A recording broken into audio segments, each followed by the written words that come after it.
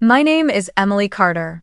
I'm 36 years old, living in Austin, Texas. For the past 6 years, I have worked full-time as a chief accountant while raising two young children and grinding through night classes to earn my MBA at the University of Texas. 6 years of waking up at 5:30 every morning. 6 years of eating rush dinners in the driver's seat. 6 years of trading time with my kids for lectures, assignments, and endless group projects. Today, all of that effort was supposed to be distilled into one single moment. The moment I walked across the stage to receive my degree, with the applause of the people I love most surrounding me. But as I stepped into the center of the crowded auditorium, the bright lights spilling over the front VIP row, my heart sank. 6 seats marked with my family's names, all completely empty. No parents, no Lily, my younger sister. No Mark, my husband. No Noah and Grace, my two children, the ones I had always hoped would watch their mother be recognized after all those sacrifices.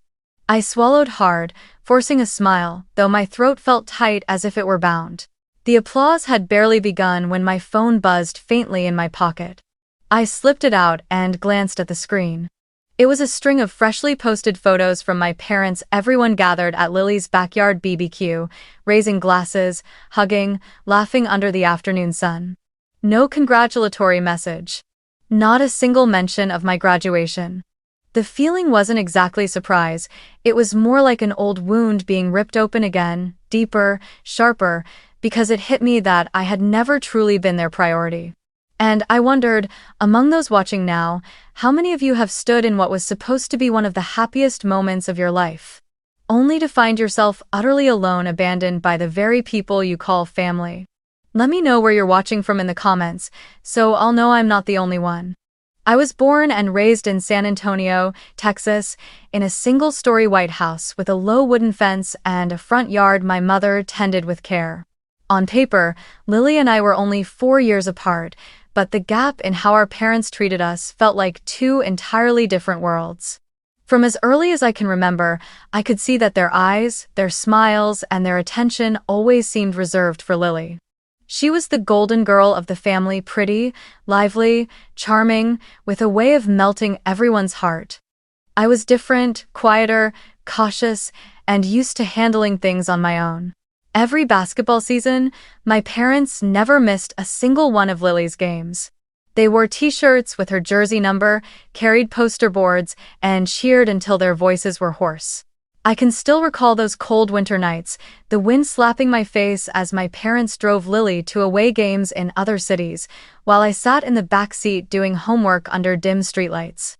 In contrast, when I received awards for academic excellence or first place in debate competitions, I would stand on stage scanning the crowd for my parents only to accept the truth that they weren't there. My mother would often say, "Next time, we'll try to make it," but that next time almost never came. The height of this favoritism might have been when I turned 18. On Lily's 18th birthday, my parents secretly bought her a brand new Honda Civic, tied with a red bow, parked right in front of the house. I remember her squealing with joy, wrapping her arms around them, while I stood off to the side, happy for her but feeling that sting in my chest. And me? When I was old enough to drive, I had to work 2 jobs, mornings at a coffee shop and evenings at a bookstore for nearly 8 months to buy a used Toyota Corolla with faded paint and a torn backseat. My parents didn't object, but they didn't help or encourage me either. My mother only said, "It's good you can be independent like that." I told myself I didn't need anything more, but deep down, I still wished that just once, I could be treated like Lily. As we grew up, that gap never narrowed, it only became more defined. Every holiday, every gift, every word of praise, even the stories told at the dinner table, always revolved around Lily. Lily just landed a new contract. Lily repainted her house, it looks so lovely. Lily really is the child who makes us proud. I would sit there, forcing a smile, adding a few words here and there to make it seem like I didn't feel left out, while inside I felt hollow.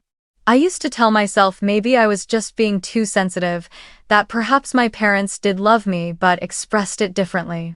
But over time, the pieces of memory piled up, and I could no longer deny it. In this family equation, I was always the afterthought, always the one who had to figure out how to survive without expecting anyone to come to my rescue. The irony is that, because I was never the priority, I learned to be strong and independent very early on. But the price was a series of emotional voids that stretched through my childhood and into adulthood. And those voids left deep marks, so that even at 36, I still sometimes feel like that same little girl, standing outside the window, watching the whole family gathered around Lily, not knowing I was silently wishing for just one glance back. Mark, my husband, was once the one bright spot in my life, the person who saw and touched the wounds I had always tried to hide. We met in Austin, not long after I moved from San Antonio to work at a mid-sized real estate company right after graduating college. Back then, I still carried the weight of feeling out of place and less than from my entire childhood, but Mark was different. He listened patiently as I told him about family gatherings where I was always the one on the edge of the photo, about the important holidays where I was forgotten. He held my hand and told me, "You deserve to be at the center," and at the time, I believed he would be my safe place to come home to. In the early years of our marriage, Mark was my biggest cheerleader in every dream I had. When I told him I wanted to pursue an MBA, he not only supported me but said, "I'll take care of the kids, just focus on your studies." I thought, at last, I had someone who believed I could be both a good mother and have a career of my own. But things began to change once I officially enrolled. Evening MBA classes meant I had to leave the office at 5 p.m., rush to campus, and return home close to 10 at night. 3 nights a week like that, on top of group assignments, case studies, and research papers, meant the time I spent with my family shrank drastically. At first, Mark stayed understanding, but gradually, his patience wore thin. The comments started lightly, "Off to chase your professor again?" but sharpened into comparisons. "Other wives know how to balance family better. Maybe you should learn from them." I swallowed every word, telling myself this was only a temporary rough patch, that they would understand once they saw the results. My job at the real estate company was anything but easy. As chief accountant, I was responsible for managing millions of dollars every month, catching errors that could jeopardize entire contracts. Every morning at 5:30, I got up while it was still dark, heading to the kitchen to make breakfast for Noah and Grace. Noah, 13, was at that moody in-between stage and often grumbled when woken early. Grace, 10, still liked having me braid her hair and slip a small note into her lunchbox. I did all of that knowing I'd be home late that evening and likely miss dinner with them. After dropping the kids off at school, I rushed to the office and began a long day of spreadsheets, emails, and meetings. When work ended, I navigated Austin's crowded streets to get to my MBA classes, where I was one of the few students juggling both a family and a full-time career.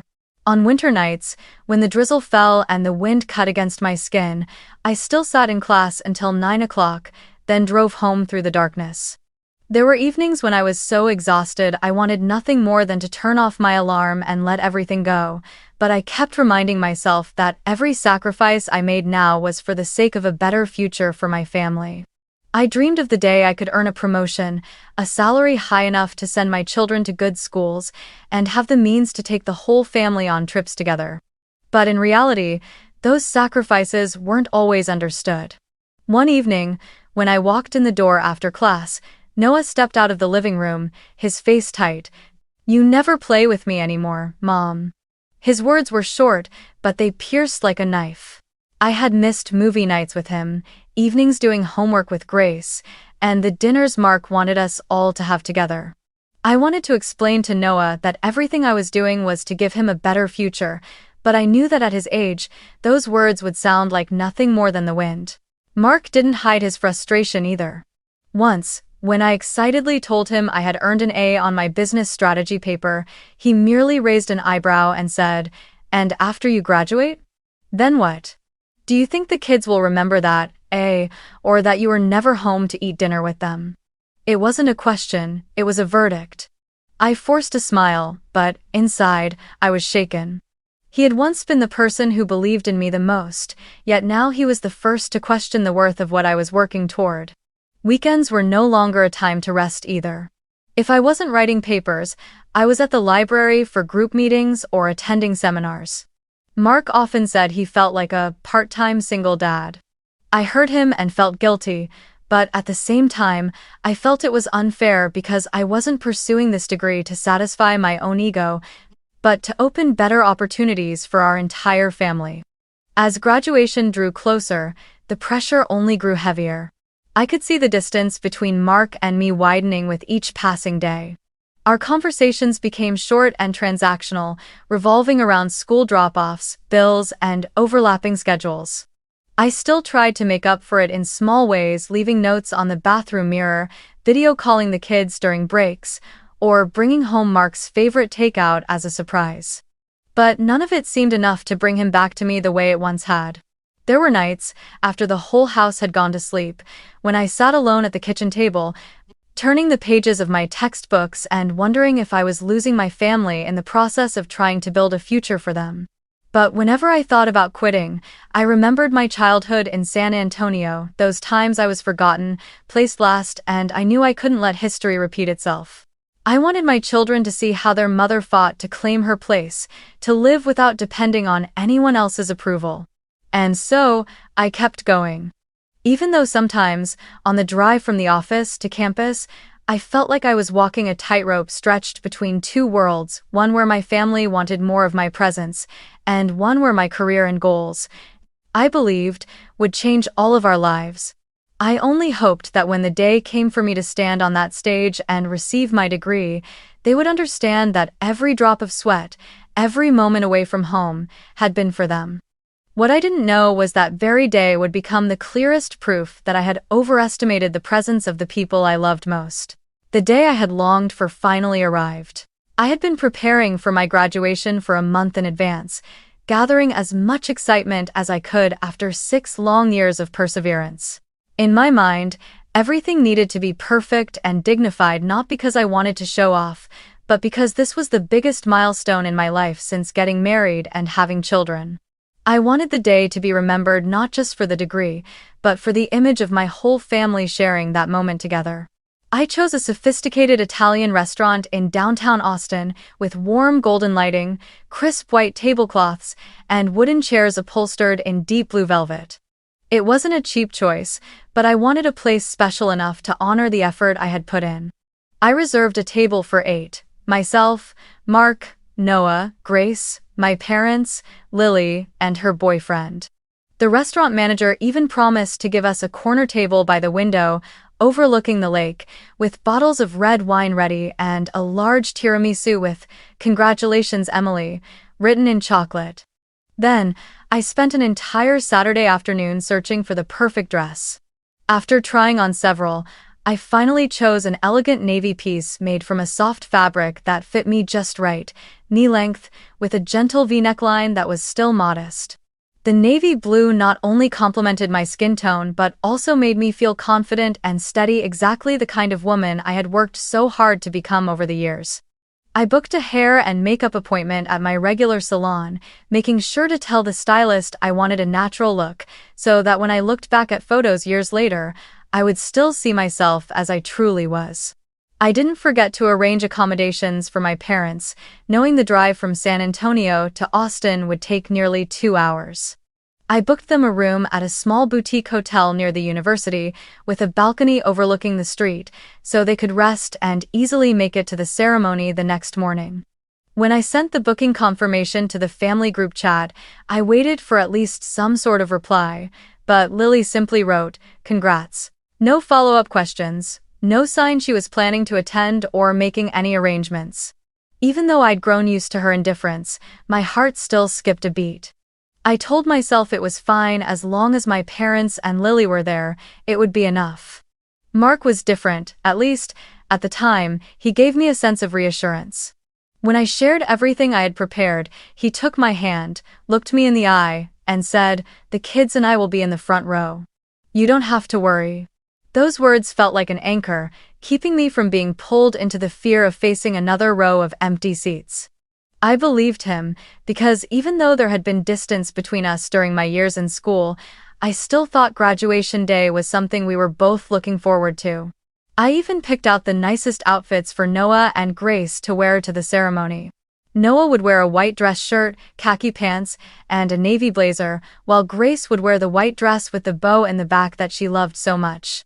I pictured myself standing on stage, looking down to see them sitting next to their father, waving and smiling brightly. Just the thought of it made every bit of exhaustion feel worth it. I went to bed later than usual that night, double-checking every detail, the invitations, the ceremony schedule, the restaurant's opening hours, even the weather forecast for the next day. I wanted to make sure nothing could go wrong. Mark sat in the living room watching television, occasionally calling out, "Are you done yet?" I answered, almost, smiling to myself at the thought that tomorrow he would be there, proud as I received my degree. Throughout the preparations, I tried to push away the unhappy memories of my childhood, the times my parents had chosen to prioritize Lily over me. I wanted to believe this time would be different, that they would understand how much this day meant to me. I even sent them an email reminding them of the time and place, and suggested that my mother wear a pastel-colored dress so our family photos would look nice. She only replied with a curt, "Okay." I chose to take it as agreement. Maybe I was too optimistic, or maybe I was simply choosing to believe what I wanted to hear rather than reality. But in that moment, buried in to-do lists and anticipation, I felt I had done everything I could to ensure tomorrow would be a beautiful memory. What I couldn't have known was that all of that meticulous preparation would serve only as the backdrop for the most painful moment of my life. About a week before graduation, I was in the office reviewing the quarterly report when my phone buzzed. Lily's name lit up on the screen, and I couldn't help but smile. Even though our relationship had never been truly close, I wanted to believe that this time, she was calling to ask about the ceremony or at least to confirm her plans to attend. I picked up, keeping my voice cheerful. "Hi, Lily." On the other end, her voice burst with excitement, fast and breathless, as if she was afraid she wouldn't have enough time to get it all out. "Big news, sis. I just leased a new space in San Antonio, and next week I'm opening my BBQ restaurant. In 3 weeks, I'm throwing a huge party to celebrate. I want you and the whole family to come." I froze for a second, then reminded her, "Next week." "Lily, that's my graduation day." I spoke slowly, making sure she heard every word. There was a brief pause, and then she gave a small laugh, her tone carrying a hint of embarrassment but no sign she would change her plans. "Oh, I forgot. But I've already sent invitations to a dozen business partners, and I even booked a live band. I can't change it now." She said it as if this were just a minor scheduling conflict, nothing worth worrying about. I pressed my lips together, swallowing down the wave of disappointment that rose in me. I didn't blame Lily for wanting to celebrate her own success, but I couldn't ignore how clear it was her priorities, and our families, had never been with me. I tried to keep my tone light. "I understand, but I hope everyone can still arrange to be at my graduation. I've been planning for this for a long time." Lily replied quickly, as if eager to end the call. "Yeah, we'll see." And that was it. No questions about the ceremony's time, no definite promise to be there. I set my phone down feeling like I'd just spoken to a distant acquaintance rather than my own sister. A week later, when I came home after a night class, my phone rang again. It was my mother. She casually mentioned helping Lily arrange the seating for her guests, then, just as casually, dropped this. "That morning, your father and I will stop by Lily's BBQ first. If we have time in the afternoon, we'll come to your graduation."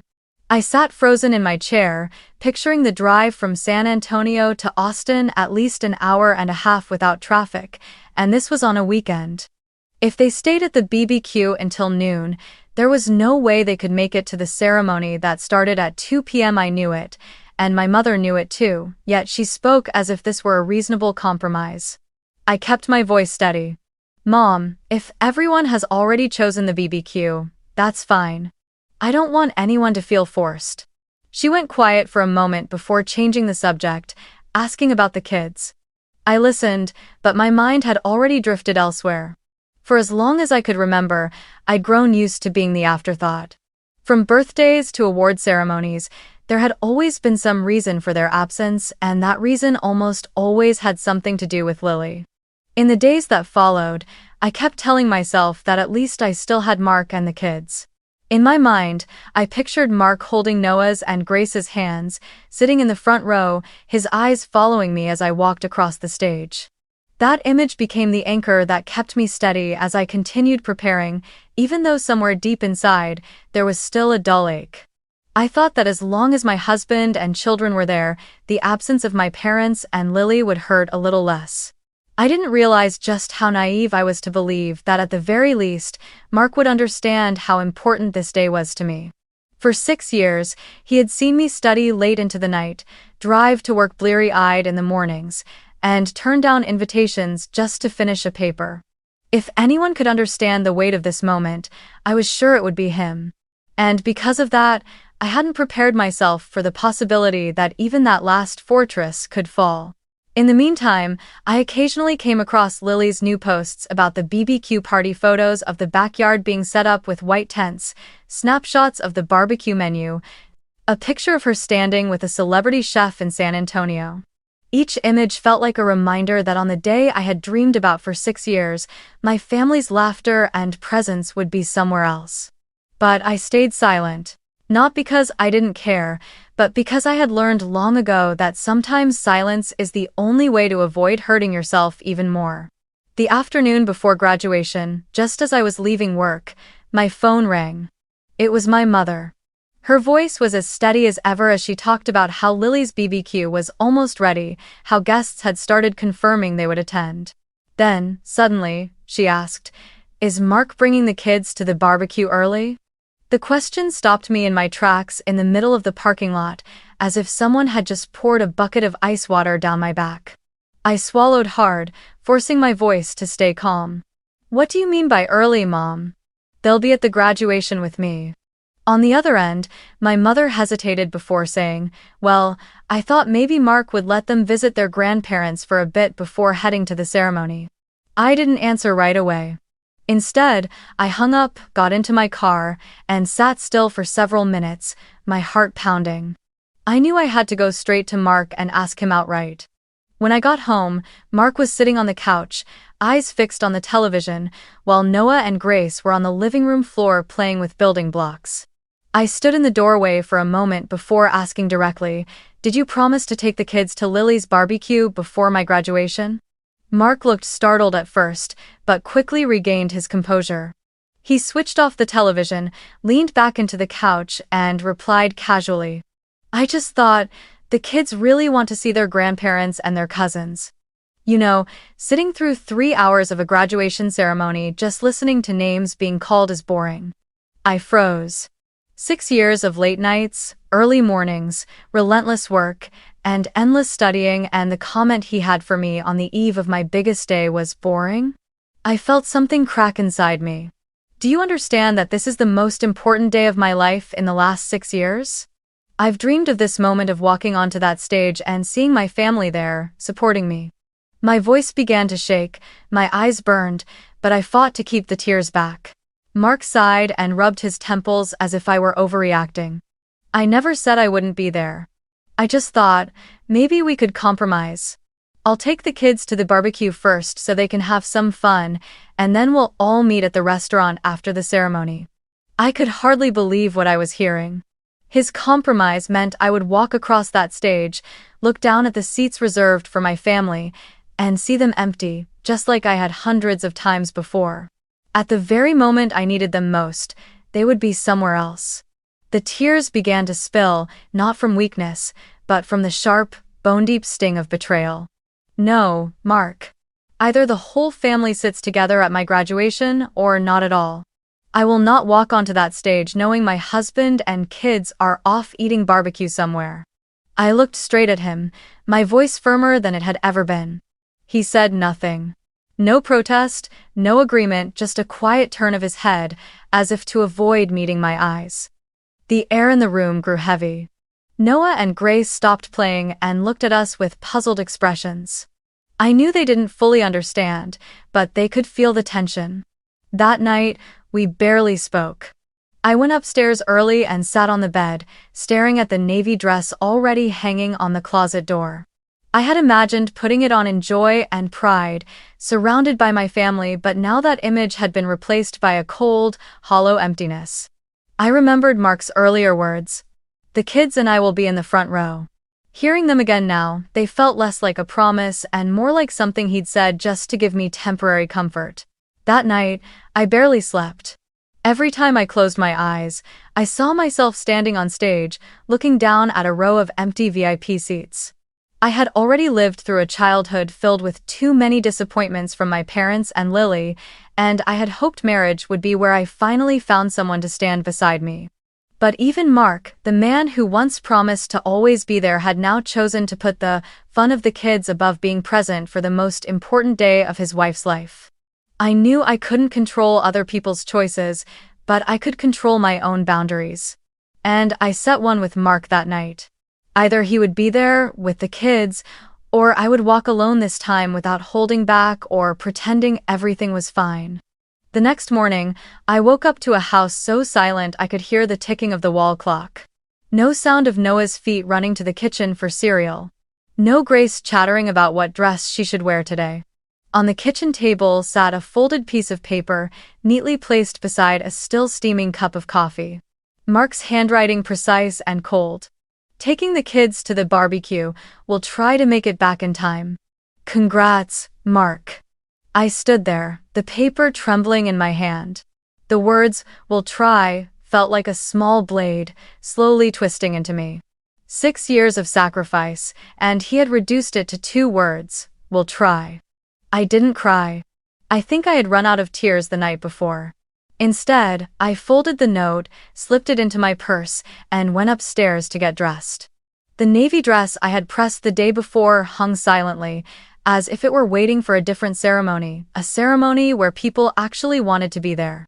I did my own hair and makeup, step by step, as if I were preparing for an important presentation at work rather than the graduation I had been working toward for 6 years. No knock at the door asking if I needed help. No little voice saying, "Mom, you look so pretty." Everything was quiet to the point of suffocation. I drove to campus, the familiar route feeling longer than usual. The parking lot was packed, families gathered outside the auditorium with flowers, balloons, and cameras.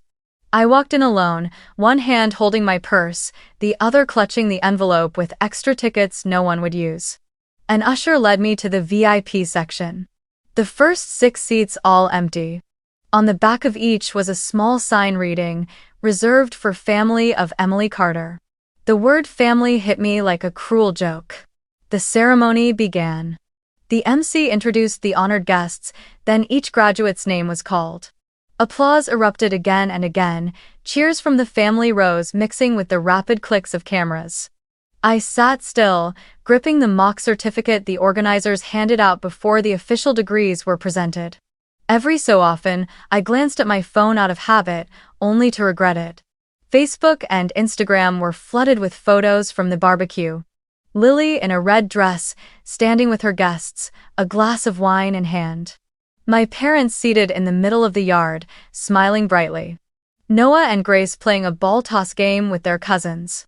Mark at the grill, tongs in hand, smiling easily. Not a single picture hinted that today was my graduation. When the MC called my name Emily Carter, I stood up. Applause filled the room, but not from the people I wanted to hear most. I walked across the stage, accepted my diploma from the dean, smiled for the photographer, and turned back toward the audience. The VIP row was still completely empty, the stage lights hitting the reserved seats and making the fabric gleam in a way that felt almost mocking. I swallowed the bitterness rising in my throat and kept walking until I stepped off the stage. The moment my foot hit the last step, my phone began buzzing over and over in my pocket. I pulled it out to see a notification. "We need to talk. Urgently. Mark." Underneath it was a number that made me blink and look again. 45 missed calls, all from him. My heart started pounding, a mix of panic and confusion. I was just about to call him back when another message flashed across the screen. "It's about Noah, call me now." My whole body went cold. In an instant, every ounce of anger and hurt I'd been carrying was shoved aside, replaced by a surge of fear. I didn't know what had happened, only that whatever I had feared about their absence was suddenly small compared to the dread building in my chest. I stood frozen in the hallway as the noise of the ceremony faded into the background, gripping my phone and bracing myself for an answer I never wanted to hear on this day. I hit call immediately, my heart racing so hard it felt like it might break through my ribs. Mark picked up before the first ring had finished, his voice urgent. Noah got burned at the barbecue. I've taken him to the hospital in San Antonio. Can you get here? I went numb for a second, my mind blank. Burned? How? Is it serious? I asked in a rush. Mark replied quickly. He was playing near the grill, someone wasn't paying attention, and hot sauce spilled on his arm. The doctors are checking him, it's not life-threatening, but you should come. Without another word, I shoved the phone into my pocket and bolted for the parking lot. The sound of my heels pounding against the concrete, the brush of my dress against my legs, all of it faded beneath the roar of blood in my ears. I yanked open the car door, tossed my purse onto the passenger seat, and started the engine. The drive from Austin to San Antonio was nearly 130 kilometers, but I couldn't tell you how many red lights I blew through that day. My hands gripped the steering wheel so tightly my knuckles went white. Every passing minute, my mind spun through worst-case scenarios, and tears began to rise partly from fear for Noah, partly from the cruel irony of it all. The day I had dreamed about for 6 years was ending with me speeding toward a hospital where my entire family had gathered, not to support me, but to deal with an accident. When I reached the hospital, the parking lot was packed. I ended up leaving my car several hundred meters from the entrance and running the rest of the way. The moment I stepped into the waiting area, I saw them, all of them. My parents, Lily's boyfriend, Mark, and Noah, sitting on a hospital bed with his left arm wrapped in bandages. Grace sat beside him, her eyes red and puffy. The whole group spoke in hushed tones, their faces tense but close, connected in a way I had never been able to reach. I stepped forward, and Noah immediately spotted me. "Mom," he called out. I wrapped him in my arms, breathing in the scent of his hair as if to reassure myself that everything really was okay. The doctor explained that the burn was second-degree serious enough to require bandaging and monitoring, but it wouldn't leave permanent damage. I thanked him, though my chest was still trembling from the fear I'd just endured. When a nurse took Noah to change his bandages, I turned back to face the rest of the family. The air seemed to sink heavier. Every pair of eyes was on me, yet no one spoke first. Maybe they were waiting for me to scold them for the accident, or to press for details. But what I was about to say wasn't just about today, it was about a lifetime of being put last. I stood tall, my voice so calm it surprised even me. There's one thing I need to ask all of you. Just one question. I looked at each of them, my parents, Lily, and finally Mark. If this accident hadn't happened, was anyone planning to show up at my graduation today? The room froze. My mother glanced away, my father stared down at his nails, Lily pressed her lips together, and Mark only let out a quiet sigh, saying nothing. The silence was so heavy, I could almost hear it hit the floor. I went on, my voice starting to shake not from weakness, but from the anger that had been compressed inside me for years. For 6 years, I have worked day and night, balancing family and studies, to earn this degree. I hoped that just once, you would be there not out of obligation, but because you wanted to see me succeed. But this morning, I woke up in an empty house, with a note that read like a congratulation to a stranger. And while I stood alone in a row of empty VIP seats, you were all here eating, drinking, laughing. Don't tell me you were busy, because it's clear I was never the priority. 1. Lily opened her mouth to speak, but I held up my hand. No, I don't need explanations today, I've heard the reasons my entire life. Every important moment of mine has always had something unmissable for Lily, and you all chose to be with her. Mom, Dad, you've always told me to be independent, and I've done that. But the cost is that I've never felt I truly had a place in this family. And Mark. I turned to my husband, meeting his tired eyes. "You were the one person I believed would never let me down. Yet you chose to let our kids be at a party instead of watching their mother graduate. Do you have any idea what it felt like to stand on that stage and see no one there for me?" No one answered. The low hum of the air conditioner above became the only sound in the room. I looked around, trying to burn this moment into my memory so I would never forget what it felt like to be abandoned, not just once, but over and over until it became second nature to them. Finally, I drew in a deep breath, turned my back, and walked out of the room. I knew I needed air before what I just said turned into an anger I couldn't control. And in that exact moment, I realized I had reached my limit. There was no longer any space for excuses or fragile hope that they might change. Today, they had answered the question I'd carried my whole life, not with words, but with their absence.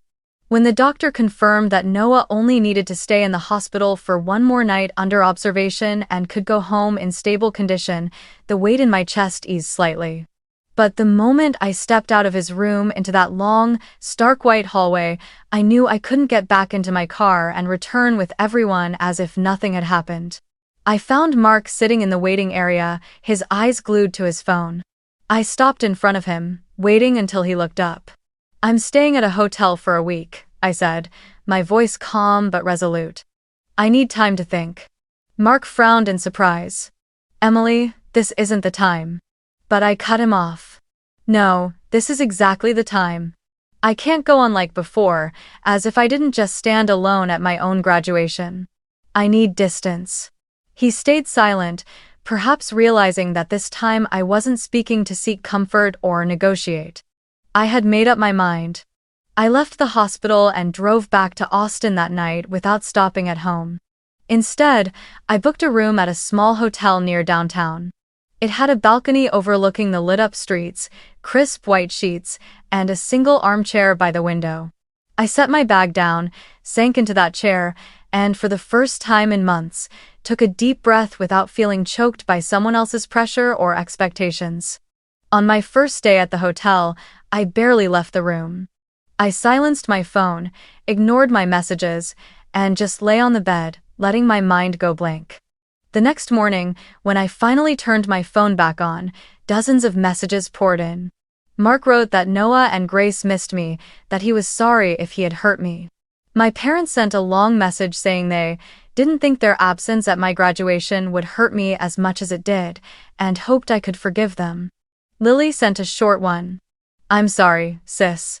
I was wrong to put the barbecue first." I read them all but didn't reply. Not because I wanted to punish them, but because I needed them and myself to understand that an apology can't erase the scars that have been layered over years. Midweek, an email from the company arrived. The board of directors was announcing my appointment as chief financial officer after the current CFO's retirement. I read the email 3 times to make sure I wasn't imagining it. 6 years of effort, sacrificing personal time, carrying double the pressure, everything had led to this moment. But, strangely, I didn't cry or scream with joy. Instead, I sat still, allowed a faint smile to form, and felt a rare sense of peace. I realized I had achieved exactly what I had set out to do, and I had done it without the cheering or validation of those who had overlooked me. In the days that followed, I began going out more. I visited Noah and Grace at school during their lunch break. They ran to hug me, both happy and a little confused. I didn't talk much about what was happening between me and Mark, only asked about their classes and told them a few funny stories from work. I wanted them to know that, no matter what, I was still their mother, and my love for them had not changed. In the evenings, I walked along the lake shore, stopping at a small coffee shop I had always passed by in a hurry before. I sat there for hours, reading, listening to the murmur of conversations around me, and realized I had forgotten what it felt like to live for myself. Not to meet my family's expectations, not to prove anything, but simply to live because I wanted to. Throughout that week, I thought a lot about the idea of forgiveness. I no longer felt the boiling anger I had on the first day. Instead, there was a cold clarity. I didn't harbor hatred, but I also wasn't willing to return to the same cycle where I kept compromising while they continued to push me to the sidelines. Forgiveness, I realized, did not mean allowing someone the chance to hurt me again. On my 7th night at the hotel, I sat on the balcony, watching the city lights flicker, and made a promise to myself. From now on, I would set clear boundaries. I would not beg for presence or acknowledgement from anyone. If someone wanted to be in my life, they would have to choose to stay with the respect and priority I deserved. And if not, I was ready to walk away alone, but no longer lonely. On Sunday morning, exactly 1 week after leaving home, I packed my belongings in the hotel room. As I stepped out the door, I felt I wasn't returning as a wife shrinking herself for the sake of keeping the peace, but as someone who had laid the foundation for a new life of her own. When I got home, Mark was sitting at the kitchen table, a cup of coffee in front of him gone cold. He looked at me as if bracing for an outburst or an accusation, but I hadn't come to fight. I sat down, set my keys on the table, and met his eyes. Mark, if we're going to continue this marriage, there are changes that have to happen. You need to respect my goals, and we are going to share family responsibilities equally, from raising the kids to running the household. He stayed silent, but didn't look away. I went on. I will not accept being treated as a second choice, not even by my own husband. If I've given everything to support you and the kids, I deserve that in return. There were no grand promises from him, just a slow, measured nod. But for me, that was a starting point. A few days later, I met my parents and Lily at a cafe near my house. We sat around a small round table, no parties, no outsiders, just family and the words that needed to be said. I began calmly but firmly. From now on, I will not be part of relationships that only go one way. If you want me to show up, you also need to be willing to show up for me. My father tried to explain that my graduation day was a special circumstance. My mother said she didn't realize I'd be so hurt, and Lily kept her eyes down as she apologized. I listened to everything, but didn't respond with the kind of smoothing over I used to. I simply said, I accept your apology, but these boundaries will not change. From that day, I kept a measured distance, not cutting ties, but not reaching out if everything was only about their needs. At first, things felt awkward, but I knew real change often began with discomfort. A month later, when my new role as CFO had begun to settle into a rhythm, Lily called me unexpectedly. Her voice was tentative but clear. I want to host a small party to celebrate you, your graduation, your promotion, everything. Not a big party, just family. I was surprised, but I agreed. The gathering took place in Lily's backyard, the same place where that infamous barbecue had been held. But this time, there was no music drowning out greetings, no crowd of friends or business partners packed in, only family. My parents brought a cake with the words, "We're proud of you, Emily," typed across the top. Mark stayed by my side the entire evening, introducing me to a couple of Lily's neighbors as my wife, the new CFO at the largest real estate company in Austin. Noah and Grace ran around laughing, occasionally coming to hug me and proudly telling their grandparents that their mom was really smart. I had no illusion that a single gathering could erase a lifetime of favoritism and hurt, but I saw something different. They had begun to understand just how much their presence mattered to me. And for the first time, I no longer felt like the shadow standing at the edge. When the party ended, I stood on the steps, looking out at the yard. The warm yellow lights fell across familiar faces, and I realized a simple truth. I no longer needed them to define my worth. Their acknowledgement could warm my heart, but it no longer determined who I was. On the drive home, Mark behind the wheel, I rested my head against the window, watching the city lights pass by. I thought about the road I had traveled, from a girl overlooked in her own family to a woman standing firmly on her own, setting boundaries and demanding respect. I didn't hate anyone, but I had learned to love myself enough not to accept less than what I deserved. If anyone asked me the biggest lesson from all of this, I would say, your worth does not depend on whether your family recognizes it or not. Setting boundaries isn't about pushing people away, it's about protecting yourself, so you can heal and live a life where you are truly valued. And even if that means walking alone in some moments, it is still the road that leads to true freedom. Thank you for listening this far, and I'll see you in the next story.